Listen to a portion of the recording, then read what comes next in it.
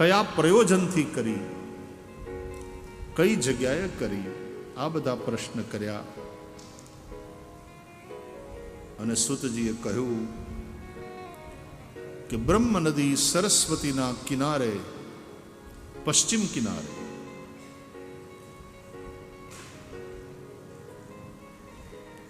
અત્યારે જે વારાણસી છે ને એ ગંગાના કિનારે છે,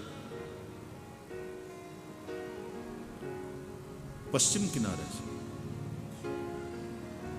ઉત્તરવાહિન્યાઃ ભાગીરથ્યાઃ પશ્ચિમે તટે અસી વરુણયોર મધ્યે મહાસ્મશાને વારાણસ્યામ. આવું ત્યાંના પંડિતો સંકલ્પમાં બોલે.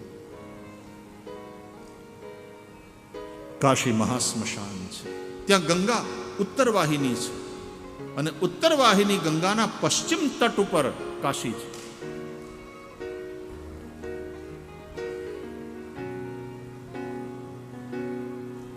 એમ ઉત્તરાખંડમાં વહેતી બ્રહ્મ નદી સરસ્વતી, એના પશ્ચિમ તટ ઉપર વ્યાસજીનો શમ્યાપ્રાસ નામનો આશ્રમ છે. બ્રહ્મનદ્યામ સરસ્વત્યામ આશ્રમ પશ્ચિમે તટે.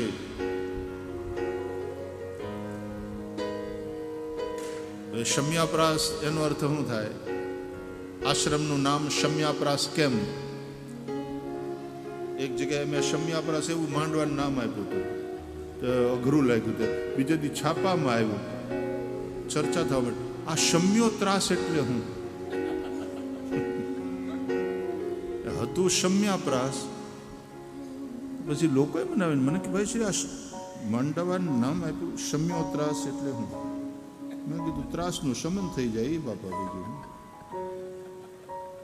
શમ્યાપ્રાસ થોડો શબ્દ અઘરો પડે ને, પણ આમ જ છે બધું. શું કરવું? જે હોય કાઢીને દેખાડવું તો ખરું ને. વ્યાસજીના આશ્રમનું નામ છે શમ્યાપ્રાસ. અને શું કામ એવું નામ પડ્યું? હું આ બધું કહેવા માંડી તો કઈ કથા પૂરી થશે.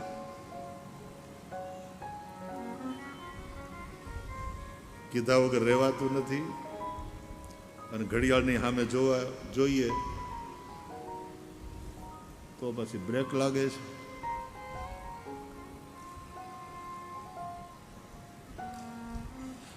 શમી તો ખબર છે ને, શમીનું વૃક્ષ. દ્વારકાના દશેરાના દિવસે દર્શન પૂજા કરવા જાય.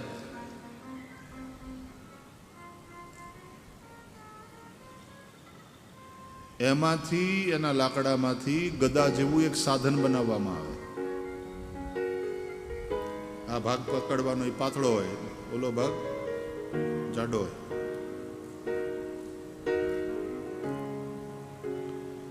પછી ઋષિ જંગલમાં જાય ને તો કોઈ નદીના કિનારે, કોઈ પર્વતની ખીણમાં કે કોઈ એવા વિસ્તારમાં જ્યાં એને જગ્યા ગમી જાય ને મન લાગી જાય કે અહીંયા ભજન કરવું છે, ત્યારે ઓલું સાધન લઈને આમ ગોળ ગોળ ફેરવી.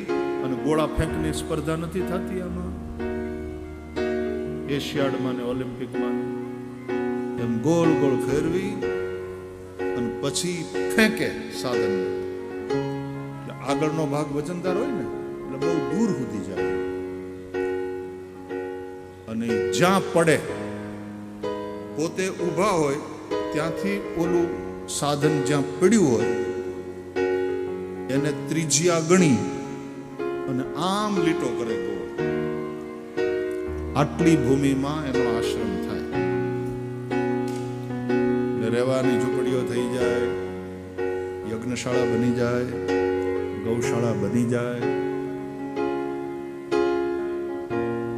જેટલી જરૂરિયાતની જગ્યા છે એટલી ઘેરે ત્યાં બધી વ્યવસ્થા થાય.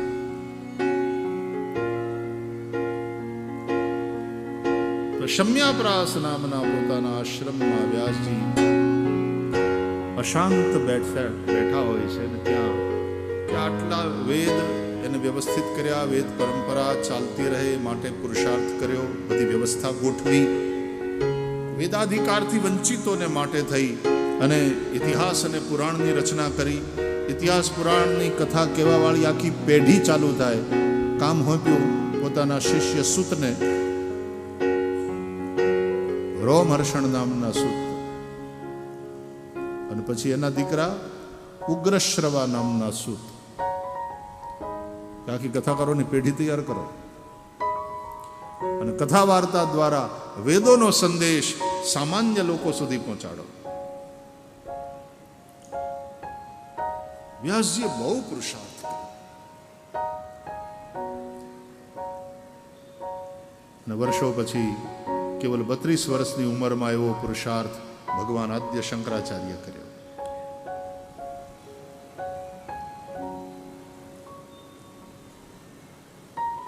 આટલું કર્યા છતાં વ્યાસજીને શાંતિ ન થઈ. અસંતોષ અને અશાંતિ, સમથિંગ ઇઝ મિસિંગ, આ ભાવ વ્યાસજીને હેરાન કરતો હતો. અને એમાં દેવર્ષિ નારદ વ્યાસજીના આશ્રમમાં આવે છે. એક તો નારદજી હોય, હાથમાં વીણા હોય, કરતાલ હોય, એટલે નારદજી હાલતા જાય અને કીર્તન કરતા જાય. હરિઓમ નમો નારાયણાય, ઓમ નમો નારાયણાય, હરિઓમ નમો નારાયણાય, ઓમ નમો નારાયણાય. સબ ગાઈએ.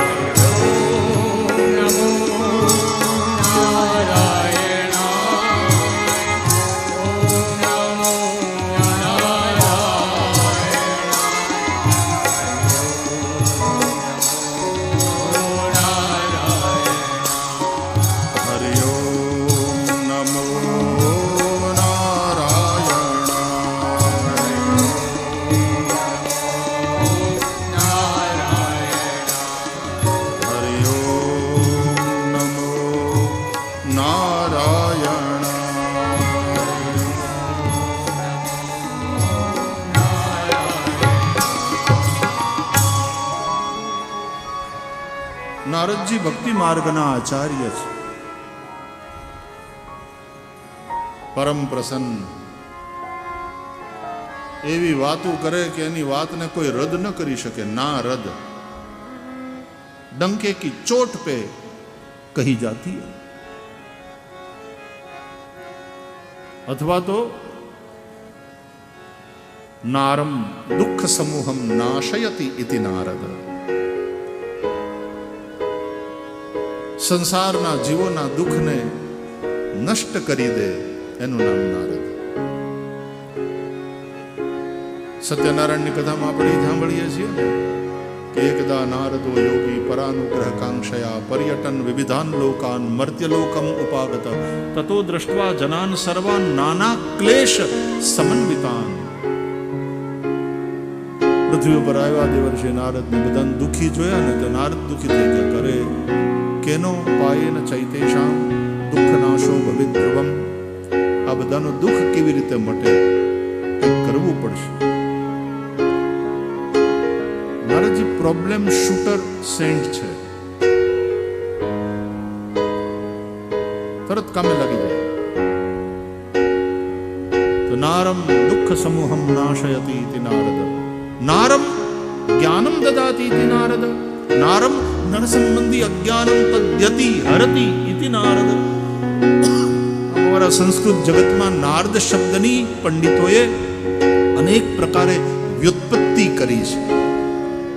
એના નવા નવા વ્યુત્પત્તિ એટલે નવા નવા અર્થો બતાવે.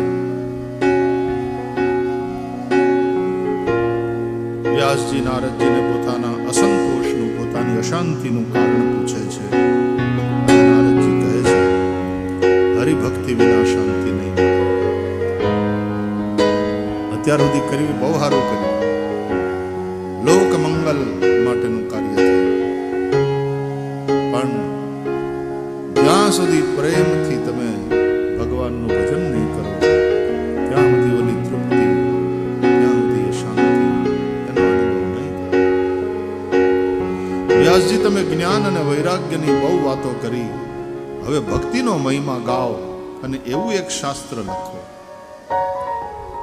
આમ કહીને નારદજીએ પોતે પોતાના પૂર્વજન્મની વાત કહી કે હું તો દાસીનો દીકરો હતો, આજે દેવર્ષિ થઈને ફરું છું ચારે બાજુ, બધે મારું સન્માન છે. અહીં દ્વારકામાં આવે ને ત્યાં ભગવાન દ્વારકાધીશ, આવો આવો આવો દેવર્ષિ, આવો આવો, પધારો પધારો, ધન ગળી ધન ભાગ, આજ તો દ્વારકા ધન્ય થઈ ગઈ. દ્વારકાધીશ આવી રીતે સ્વાગત કરે દેવર્ષિ નારદનું. નારદજી પૃથ્વી ઉપર વિચરે, નારદજી સ્વર્ગલોકમાં દેવતાઓની પાસે જાય, બ્રહ્મલોક સુધી પહોંચી જાય. પોતાના બાપા બ્રહ્મલોકમાં બ્રહ્મા ત્યાં પહોંચે, પાતાળમાં વયા જાય. રાક્ષસોને ત્યાં જાય તોય બધા પધારો, દેવતાઓ પધારો દેવર્ષિ.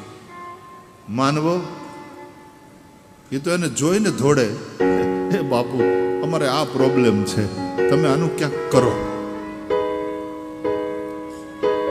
દાનવ હોય, માનવ હોય, દેવ હોય, બધા એની હારે નારદજીને બને. નારદજી બધાને પોતાના લાગે. નારદ આપણા પુરાણોનો બહુ અદ્ભુત પાત્ર છે અને ભગવાનની વિભૂતિ છે, ભગવદ રૂપ છે. ભાગવતના 24 અવતારોમાં નારદ પણ એક અવતાર છે.